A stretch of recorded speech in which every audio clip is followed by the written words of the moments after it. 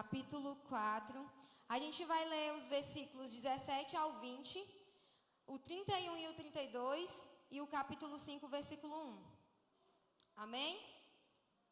Diz assim: E digo isto e testifico no Senhor, para que não andeis mais como andam também os outros gentios na vaidade do seu sentido, entenebrecidos no entendimento, separados da vida de Deus, pela ignorância que há neles, pela dureza do seu coração, os quais, havendo perdido todo o sentimento, se entregaram à dissolução, para com avidez cometerem toda impureza. Mas vós não aprendestes assim a Cristo.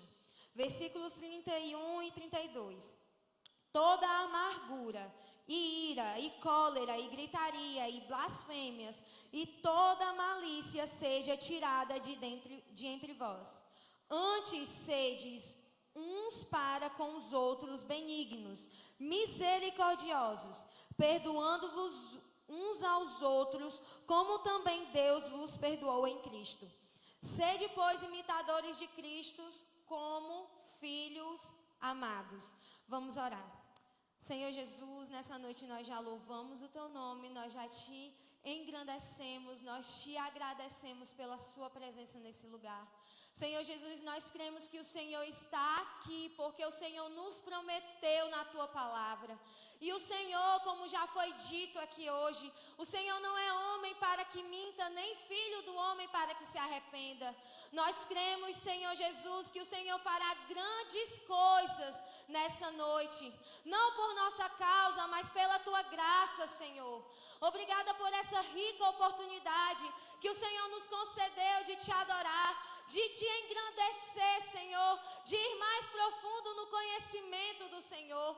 Senhor Jesus, que o Senhor possa tirar de nós tudo aquilo que nos impede de prestar o verdadeiro culto de adoração a Ti. Se há no nosso meio, Senhor, algo que tem Te desagradado, que o Senhor possa tirar. Se alguém entrou, se alguém chegou nessa noite, Senhor Jesus, nesse lugar, triste, abatido, Senhor, depressivo, ansioso, que no Teu nome, Senhor Jesus, essa pessoa possa ser renovada. Se há alguém, Senhor Jesus, nessa noite, que foi ferido pela Tua igreja, que foi ferido pela família, que foi rejeitado, que foi abandonado, que o Teu poder possa curá-lo, Senhor, porque nós cremos que no Teu nome nós seremos curados, pelas Tuas pisaduras nós fomos curados, nós fomos sarados. Não é mais tempo, Senhor Jesus, de nós lamentarmos feridas passadas. Tudo se fez novo, graças ao Teu sacrifício perfeito, Senhor Jesus. Essa noite, Senhor Jesus, opera em nós aquilo que nós não podemos sozinhos. Espírito Santo de Deus, Tu tens liberdade nesse lugar. Faz conforme a Tua vontade, que se encubra em nós a vontade do Pai. É o que Te peço e já Te agradeço no Teu santo nome. Amém. A carta aos Efésios, ela tem como propósito conscientizar os crentes acerca de seus privilégios e compromissos como a igreja do Senhor. Nós somos cidadãos dos céus, nós fomos chamados, nós fomos separados, nós fomos lavados, redimidos pelo sangue de Jesus. Isso significa que nós não andamos mais segundo o mundo. Isso significa que nós não mais vivemos na prática do pecado. O mundo tem as suas ideologias, as suas ideias, as formas como eles se comportam, do que eles acham que deve ou não ser família. Diferentemente de outras cartas em que o apóstolo Paulo precisava tratar de algumas controvérsias locais, como a carta de 1 aos Coríntios, que ele trata ali de algumas divergências que estavam ocorrendo na igreja. Essa carta, Paulo, ele expõe parte importante da sua teologia em caráter mais geral. E ele também traz a prática de todos os seus ensinos. Paulo começa o capítulo 4 falando a respeito da unidade da fé, lá nos versículos 1 ao 16. E termina trazendo essa posição, esse contraste entre a santidade cristã e os costumes dos gentios. Os costumes daqueles que não fazem parte da igreja de Deus. Daqueles que não são convertidos. Nós costumamos ouvir que nós precisamos ser crentes na escola, que nós precisamos ser crentes no trabalho, que nós precisamos ser crentes na faculdade, que a nossa vizinhança precisa ver que nós somos crentes. Mas difícil mesmo é sermos parecidos com Jesus dentro da nossa casa. Dentro da nossa casa nós costumamos tirar essa máscara de cristão santo, de cristão bondoso, de cristão gentil, generoso, misericordioso, tolerante, que perdoa uns aos outros. E lá dentro das nossas casas, nós somos quem realmente somos. Lá não tem pastor para olhar o que nós estamos fazendo. Lá não tem obreiro para dizer o que nós estamos fazendo. Então, dentro da nossa casa, nós se comportamos de uma maneira diferente. Há um tempo atrás, eu perguntei para a irmã Tiane por que era que tem tanto filho de crente que é desviado, filhos de pastores, filhos que cresceram, nasceram dentro da igreja, mas que se desviaram. E a irmã Tiane falou: Jessiane, é porque não conheceram Jesus dentro das suas casas. E isso é verdade. Nós queremos expor um comportamento cristão lá fora, que muitas das vezes não corresponde com quem nós somos dentro de casa. Dentro de casa nós gritamos uns com os outros. Dentro de casa nós não conseguimos ser misericordiosos. Lá em casa são 6 irmãos. E era cada um por si e Deus por todos. A minha mãe, se ela não comprasse uma coisa para todos, ela não comprava coisa para nenhum. Porque se ela comprasse coisa para um, a gente brigava porque a gente queria. Então a gente percebe que dentro de casa nós se comportamos diferente. Nós gritamos, nós praticamos violências psicológicas, domésticas. O índice de divórcio entre cristãos cada ano cresce mais. Filhos que se desviam de dentro das igrejas, mesmo tendo pais, pastores conhecidos, cantores que louvam a Deus, que enchem uma igreja, mas que têm os seus filhos longe do caminho do Senhor. O que está acontecendo com a igreja de Deus? Nós falamos que nós não andamos segundo as ideologias do mundo. Mas muitas das vezes nós normalizamos certos tipos de comportamento. E a desculpa é porque nós somos assim. É a síndrome da Gabriela. Eu nasci assim, eu cresci assim, eu vivi assim, eu sou assim, Gabriela. Na verdade, o seu jeito, ele não é sagrado. Você precisa se moldar. Você precisa ser totalmente maleável na mão do Espírito Santo. Para que haja uma transformação. E isso seja visto não só para os de fora, mas também pelos de dentro. Nós costumamos falar que nós estamos cercados por uma nuvem de testemunhas. E nós sempre pensamos que são as pessoas de fora. São as pessoas que nós trabalhamos. São os nossos clientes, são os nossos alunos, são os nossos colegas de faculdade. Mas na verdade essa nuvem de testemunha também são os nossos de dentro de casa. O mundo hoje tem a sua própria forma de formar e viver família. Hoje em dia, é muito caro você ter um filho. Então vamos ser mãe de planta, vamos ser pai de pet. É menos trabalhoso do que educar uma criança e sustentar. Hoje em dia, nós percebemos e nós precisamos ser maduros o suficiente para assumir que a família tradicional, ela falhou em alguns pontos. E ela deu brecha para que outras ideologias, elas ganhassem mais força ainda. Não, homem e mulher é muito trabalhoso, há traição, não há amor, há isso. Então vamos fazer o quê? Vamos juntar homem com homem, mulher com mulher. Toda forma de amor é aceitável e isso é mentira de Satanás. Mas nós que somos a igreja do Senhor, muitas das vezes casamos tudo direitinho, conforme a palavra de Deus, mas dentro de casa nós não conseguimos viver o que de fato é família. Nós espancamos os nossos filhos. eu acredito muito que a vara da correção tem que descer, e lá em casa desce. Desce ou não desce, Rodrigo? Glória a Deus. Eu acredito que os pais, eles devem exercer a sua autoridade sobre os seus filhos. Mas existe uma diferença muito grande de você exercer sua autoridade e de você praticar a violência. Maridos que são totalmente machistas com as suas mulheres. E aí surge o movimento feminista, a solução de todos os problemas. Não, o machismo e o feminismo, eles são ideologias de Satanás. E querendo ou não, nós temos deixado que eles entrem. Mulheres que mesmo cristãs, conhecendo a palavra de Deus, não conseguem ser submissas aos seus maridos. Porque casam com homens que não têm uma missão, não têm visão do reino. E fica difícil mesmo você se submeter a um homem que não tem uma missão, que não tem visão. Homens que são na ideia de não se parecer machista, são cada vez mais desmasculinizados, destruídos, desconstruídos, que se tornam meninos, que muitas das vezes nós temos que carregar como se fosse o nosso filho. Você não é esposa, você é mãe da pessoa. Você tem que mandar ele tomar banho, mandar ele trabalhar, mandar ele estudar, porque ele não cresceu. Ele é tão desconstruído que ele não é mais homem. E tudo isso nós pensamos que são apenas nas pessoas que estão lá fora.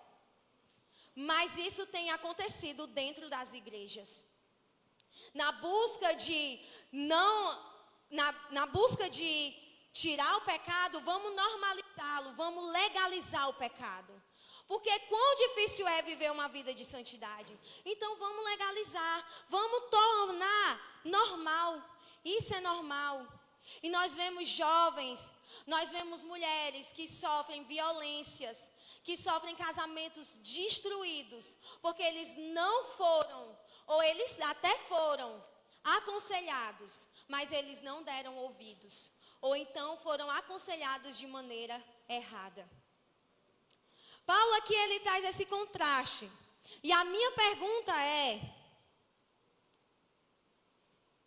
o quão parecido com Jesus você é dentro da sua casa, com suas famílias? No versículo 17, Paulo começa insistindo para que os cristãos não andassem como os ímpios. Paulo demonstra a grande diferença que o conhecimento da verdade revelada através de Jesus Cristo faz na vida da pessoa. É engano nosso viver uma vida cristã apenas na teoria. Ela precisa ser colocada em prática. Quando Jesus fala que aquele que crê será salvo, ele está falando de alguém que obedece à palavra de Deus. Não basta você acreditar que Jesus ele é o Salvador do mundo. Você precisa se submeter à sua vontade. Em João 15, Jesus disse que nós seríamos os seus amigos se nós fizéssemos o que ele manda. O reino de Deus, ele tem critérios, ele tem exigências. Você não entra lá de qualquer jeito. Então você precisa demonstrar na sua conduta, na forma que você age, no seu caráter, em quem você é. O Cristo, Jesus que você conhece. Se você foi liberto, se você conhece Jesus, você tem que andar como uma pessoa que conhece Jesus. Você tem que andar como Jesus andou. O estilo de vida dos gentios. O velho homem é um estilo, é um modelo, um padrão. Fala-se muito sobre estilo nos dias de hoje, com relação à moda e aos costumes. Na verdade, o estilo é determinado pela maneira de pensar. A forma como as pessoas veem a vida e como valorizam as coisas. Um estilo, ele começa no seu pensamento.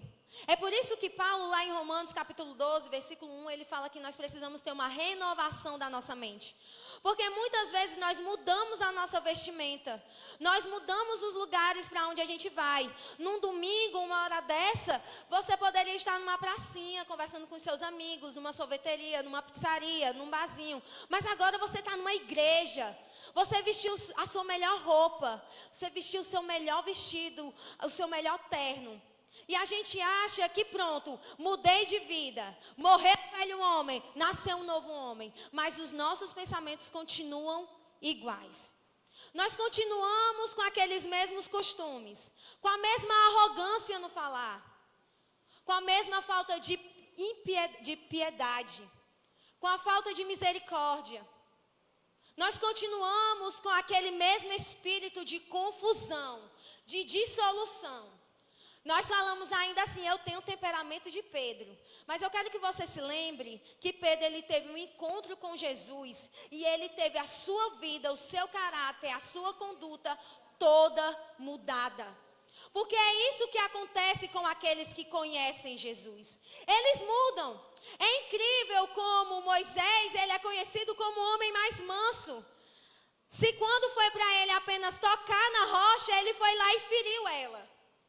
É incrível ver como um perseguidor que matava cristão, que ele mesmo se autodeclara como um blasfemo, se tornou um dos maiores pregadores, um dos maiores missionários que a igreja já teve depois de Jesus. É incrível como o Senhor pega aquele que ninguém dá nada, aquele que é todo errado, todo bagunçado, e transforma num homem e numa mulher de Deus. É isso que acontece com aqueles que têm um encontro com Jesus e que se deixam ser trabalhados por Ele.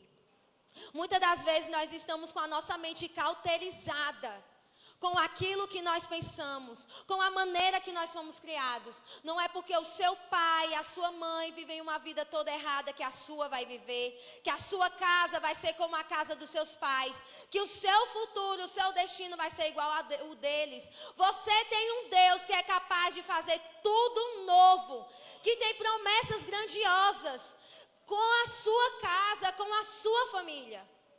Mas não adianta Deus abrir uma porta que você não quer passar. No começo do ano, no último dia do ano, o pastor me deu uma oportunidade lá na Fresno antes de eu vir para cá. E eu disse, gente, a gente ora tanto para o Senhor abrir uma porta. A gente ora tanto para o Senhor abrir novas oportunidades. E quando o Senhor abre, nós não passamos por elas. Nós mesmos fechamos a porta, porque a porta não é o que a gente queria. E é assim com a vida do cristão. E isso tudo por causa da nossa mentalidade. Porque nós achamos que porque foi assim com os nossos pais, assim com os nossos avós, também tem que ser conosco. Porque foi assim na vida do vizinho, porque foi assim no casamento de ciclano. Mas no céu vai ser diferente se você colocar Jesus no centro. A inutilidade dos pensamentos, vaidade dos sentidos.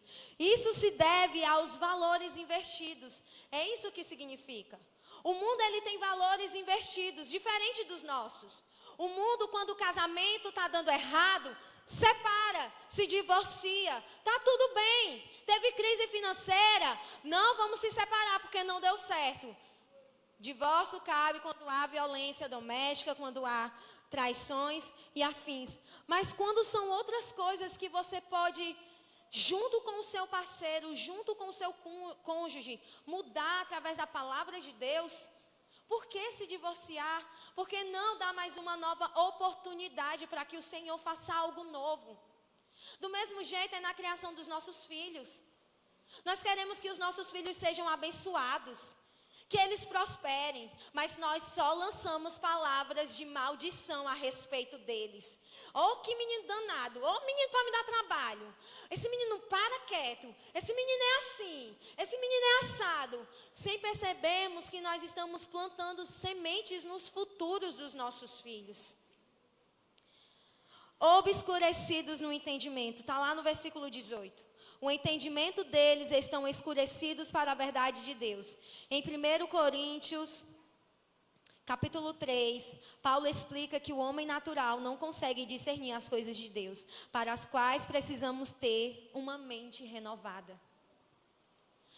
Lá em 1 Coríntios, o apóstolo Paulo ele faz esse contraste entre o homem natural e o homem espiritual.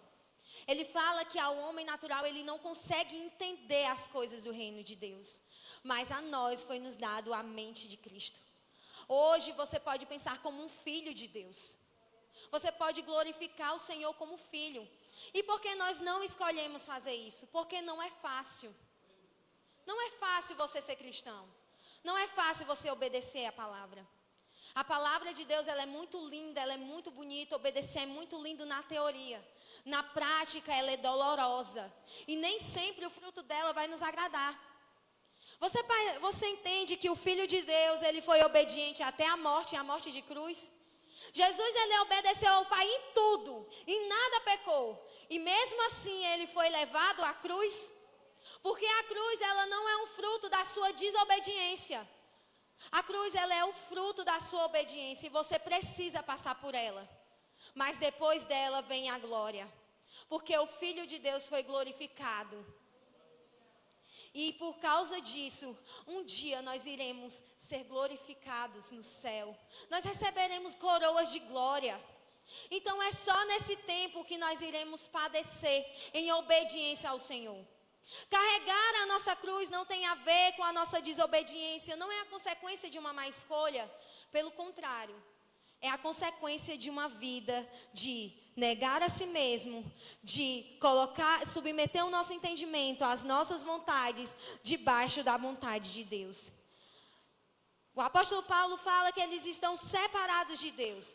A vida de Deus é a vida em Deus. Estar separado de Deus não é estar fora da igreja, mas sim estar longe dos preceitos divinos, dando lugar a todo tipo de impureza, dando lugar a todo ventre de doutrina.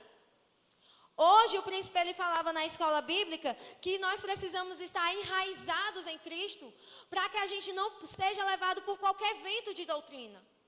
Hoje nós vemos que até mesmo na igreja existem várias ideias que entram. Nós queremos tornar via de regra algo que foi uma exceção. Não porque o Senhor fez assim na minha vida, Ele vai fazer assim na sua vida, porque é assim que Deus trabalha. Irmãos, nós não podemos colocar Deus dentro de uma caixinha. O nosso Deus é um Deus ilimitado. Ele pode todas as coisas. Mas Ele só faz aquilo que não fere o seu caráter. Se o que você está pedindo, fere o caráter de Deus, não é de Deus. E não é vida em Deus. Deus, Ele só tem compromisso com aquilo que começa nele e termina nele. Seu namoro começou em Deus, então é de Deus. Deus, Ele se responsabiliza, creia nisso. O seu estudo, você está fazendo para a glória de Deus? Você escolheu que era para a glória dele, então Ele se responsabiliza, não se preocupe. A sua casa, a sua família é para a glória de Deus? Ou é para apenas saciar uma necessidade carnal sua? É para apenas você dizer por aí que você tem um marido ou uma esposa em casa? Para você fugir do pecado? Se for para a glória de Deus, pode ter certeza que Ele se responsabiliza. Ele traz providências do mais alto céu, traz de lugares que você nem imagina. Mas se não for Deus, Ele não vai se responsabilizar. O seu trabalho é para a glória de Deus.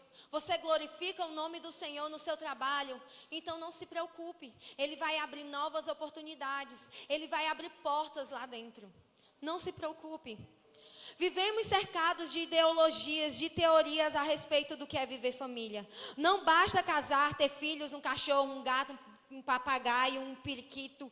É preciso viver o propósito divino. Paulo nos diz que devemos glorificar a Deus em tudo que fazemos. Portanto, quer comais, quer bebais, ou façais qualquer coisa, fazei tudo para a glória de Deus. 1 Coríntios, capítulo 11, versículo 10. Quer algo mais comum do que beber e comer?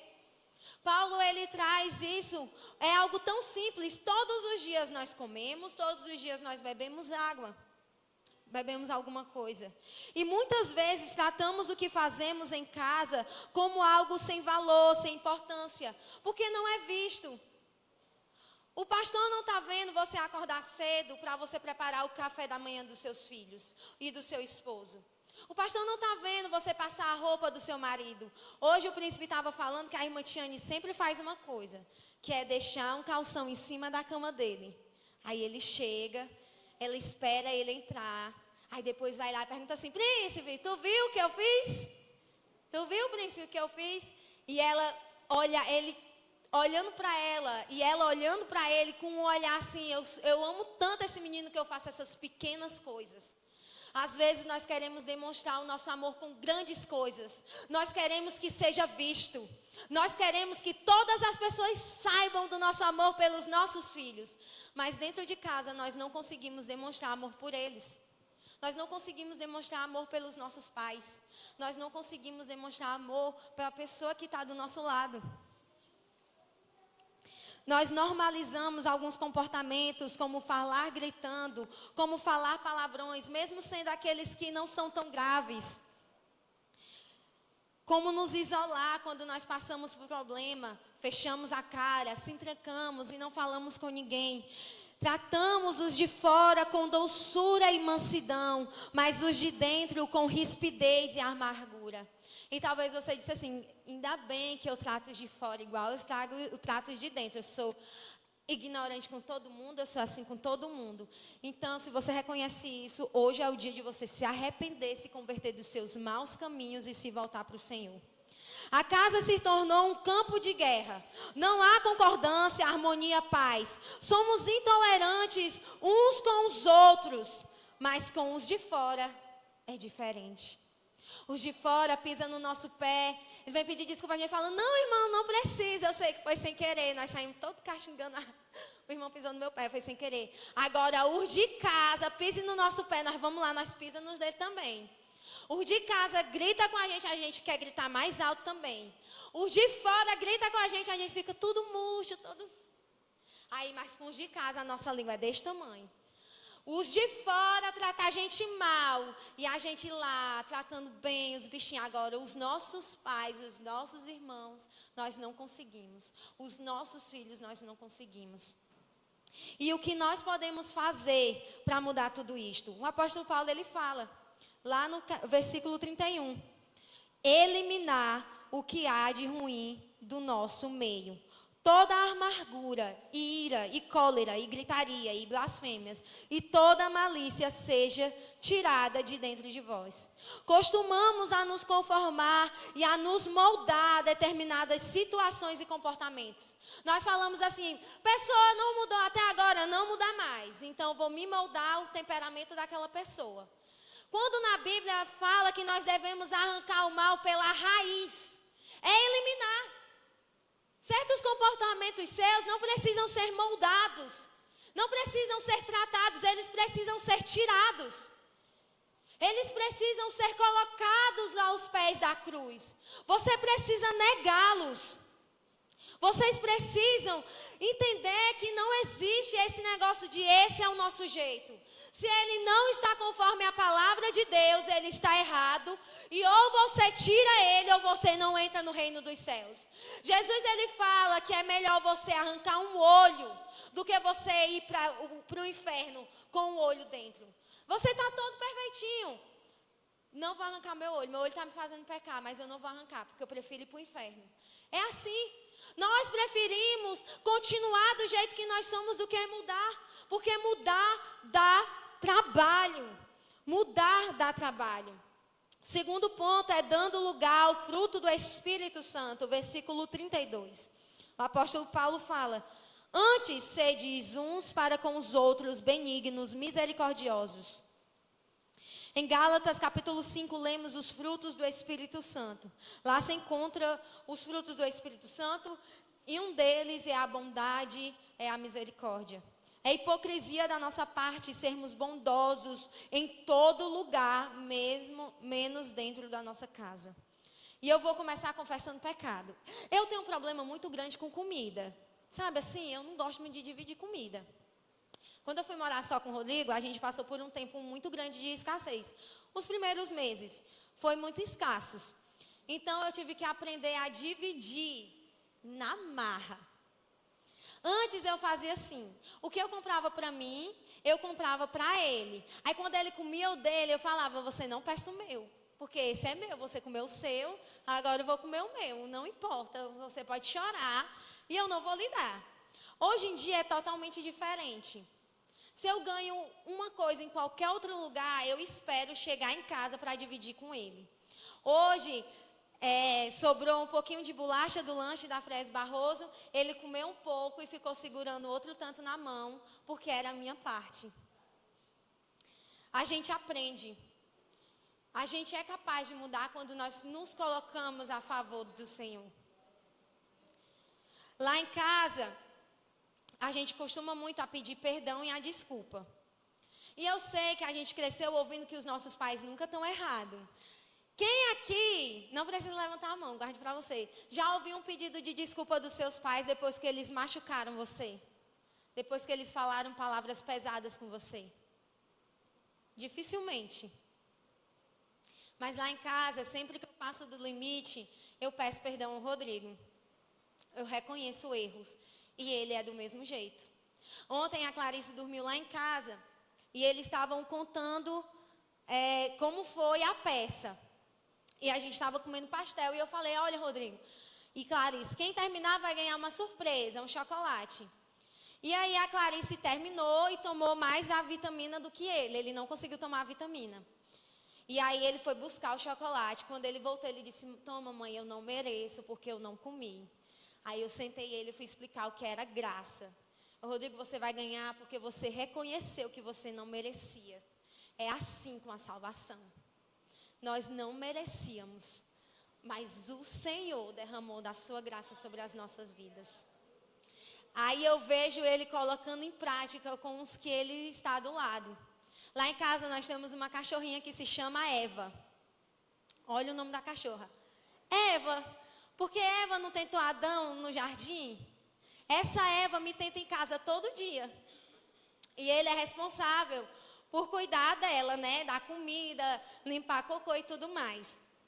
Aí um dia eu cheguei na quinta-feira, eu estava cansada do trabalho, deixamos ela em casa. Quando eu cheguei, ela tinha feito cocô e eu estava estressada. Eu fui tomar banho, quando eu saí do banheiro, eu ouvi o Rodrigo. Olha, Eva, você está estressando a minha mãe. Você precisa se acalmar. Jesus vai cuidar de você, igual ele cuida de mim, da minha mãe. Eu vou orar por você, para Jesus cuidar de você. Mas você está deixando a minha mãe estressada. É do mesmo jeito que eu falo com ele. Porque os nossos filhos, eles não fazem o que a gente pede. Eles fazem o que a gente faz. Não adianta nós querermos que os nossos filhos sejam pessoas boas, bondosas, se nós não conseguimos ser. Não adianta querer que os nossos filhos sejam homens e mulheres de Deus, se nós não somos para eles. Nós somos para todas as pessoas, menos para eles. E o terceiro ponto, que foi o mais difícil, que eu falei para o pastor na sexta-feira. Que tema, né, que o Senhor me arrumou. Para se parecer com Jesus, nós temos que pedir perdão. Ter o perdão como princípio. E perdoar é lindo na teoria. É lindo na canção. É lindo na poesia. Mas na prática é completamente diferente. Perdoar é a atitude dos fortes, dos humildes, dos que foram alcançados pela graça. Jesus nos ensinou para que sejamos perdoados, antes é necessário perdoar quem nos feriu. E muitas vezes são os de casa que mais nos magoam, que mais nos feriram. Muitas das vezes a rejeição vem pelos de casa. Muitas das vezes as maiores dores que nós carregamos não foi alguém da rua que gerou, mas alguém que estava dentro da nossa casa. Um pai que te abandonou, ou que não soube te criar com amor direito. Uma mãe que não soube te amar, que não quis te criar.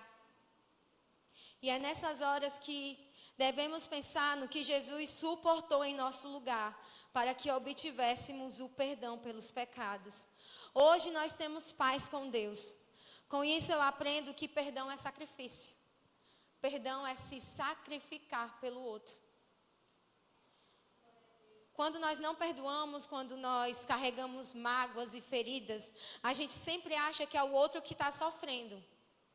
Que é o outro que está carregando peso. Não, ele um dia vai me pagar, ela vai me pagar. Quando na verdade quem está se machucando, quem está se ferindo somos nós.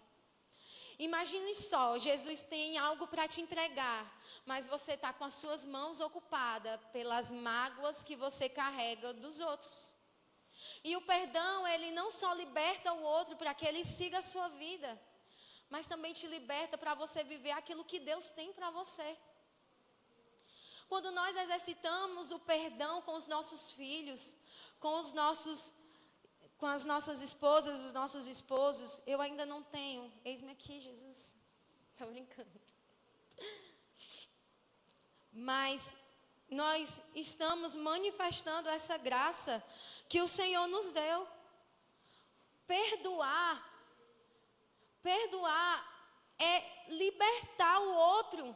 Às vezes nós trazemos o outro carregado, acorrentado em nós.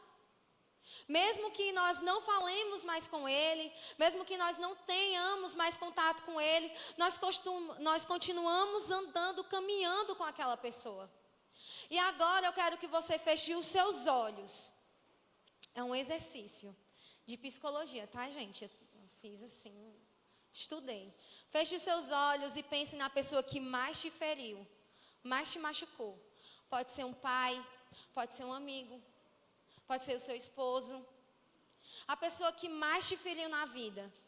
Ela te machucou tanto, ela te feriu de uma forma que você nunca esperou que essa pessoa fosse te machucar desse jeito. Eu sei que quando a gente lembra da dor, vem a indignação, vem a injustiça, vem as perguntas por que fizeram isso comigo. Mas agora eu quero que você se lembre da pior coisa que você fez que feriu Jesus. Do seu pior pecado, aquele pecado que você não tem coragem nem de se lembrar, porque ele é vergonhoso, ele é doloroso. Você não conta ele para ninguém, porque você sabe da dor que é.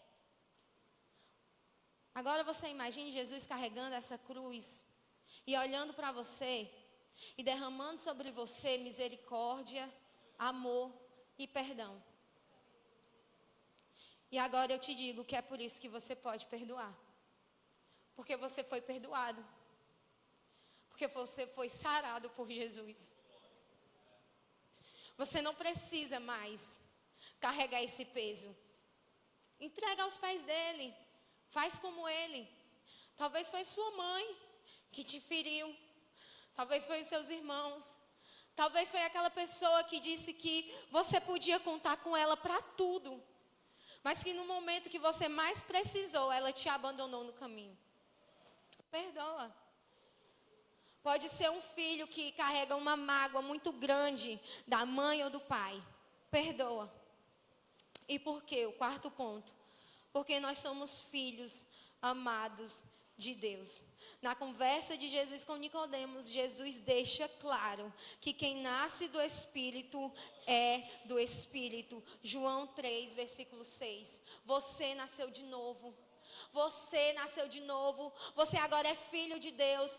E você é um filho amado pelo Senhor. Não importa mais quem deixou de te amar, quem te rejeitou. Você é amado por um Deus que é perfeito, que é santo, que é glorioso, que é bondoso. Não tem lugar mais alto que você possa chegar que não seja ser filho de Deus. Eu encerro agradecendo ao Senhor que essa semana eu fiz mais um ano de vida. E eu fui para Friésio e eu me ajoelhei lá e eu agradeci ao Senhor por tudo. Não foi pelas portas abertas. Não foi pelas portas de faculdade, de trabalho, pela minha casa, pelo meu salário. Foi pelo fato de eu ter entendido que o que eu fiz ou deixei de fazer não limitaram o favor dele sobre a minha vida. Você é um filho amado. Morreram por você. Carregaram uma cruz pesada no seu lugar, para que hoje você pudesse ser reconciliado com Deus. E porque você foi reconciliado, você pode viver o que de fato é família. Família não é só se casar, entrar dentro de uma casa, não. Família é você demonstrar o amor que Deus tem. É você ser tão parecido com Jesus, que as pessoas são impactadas pela forma que você vive, não pelo que você fala. A nossa mensagem precisa carregar vida. Quantas mensagens são bonitas. Quantas vezes nós pregamos tão bem coisas que nós não estamos vivendo. Nós precisamos mudar isso. A igreja precisa de pessoas de verdade. Pessoas que são verdadeiras cristãs, parecidas com Jesus. Que isso comece dentro da nossa casa. Os nossos filhos, eles não querem saber o quão poderosa a nossa ministração é. O quão grande foi no nosso trabalho. Eles querem saber o quanto são amados, o quanto de Cristo eles podem provar na nossa vida. Sexta-feira eu cheguei toda empolgada em casa. Cara, eu bati meta, o Rodrigo não estava nem aí. Ele só queria que eu estivesse lá, para que a gente pudesse fazer o que a gente faz todos os dias. Deitar, dormir junto, acordar para um outro dia. Era só isso que ele queria. Quando acabar o culto aqui, a primeira coisa que ele vai me perguntar é: mãe, o que a gente vai almoçar? Quando a gente chegar em casa, ele não vai perguntar: mamãe, qual vai ser o seu próximo sermão? Como vai ser no trabalho? O que você vai fazer na faculdade? Ele vai querer estar comigo. É isso que torna para ele eu ser poderosa, uma mulher de Deus. É ele poder ver em mim esse mesmo amor que ele pode encontrar em Cristo. Deus, ele é o seu pai. Então, por que você não consegue se comportar como filho e demonstrar esse amor de pai para os que estão perto de você? Quando a Bíblia fala para a gente honrar os nossos pais, ele não está dando circunstâncias. Honre seu pai e sua mãe se eles forem crentes. Honre seu pai e sua mãe se eles forem bons. Honre seu pai e sua mãe se for assim, for assado. Não. Quando a Bíblia fala que nós não devemos irritar os nossos filhos, não é sobre passar a mão na cabeça. É sobre a gente entender que eles são seres humanos e eles têm sentimentos. E às vezes nós pais podemos sim passar dos limites. E isso deve ser colocado tudo aos pés da cruz. Se você tem relacionamento com Jesus, se você acredita nisso, o quão parecido com Cristo você é dentro da sua casa. É nesse lugar que começa o seu ministério. E é esse lugar que importa. Porque um dia isso aqui vai acabar. Talvez eu demore meses para subir, ou anos para subir num púlpito de novo. Mas todos os dias eu posso viver com o meu filho. E eu quero que o Rodrigo, ele se lembre de mim como alguém que amou a Jesus e que foi parecido com ele. Que seja assim na vida de todos nós. E aqui eu agradeço a minha oportunidade.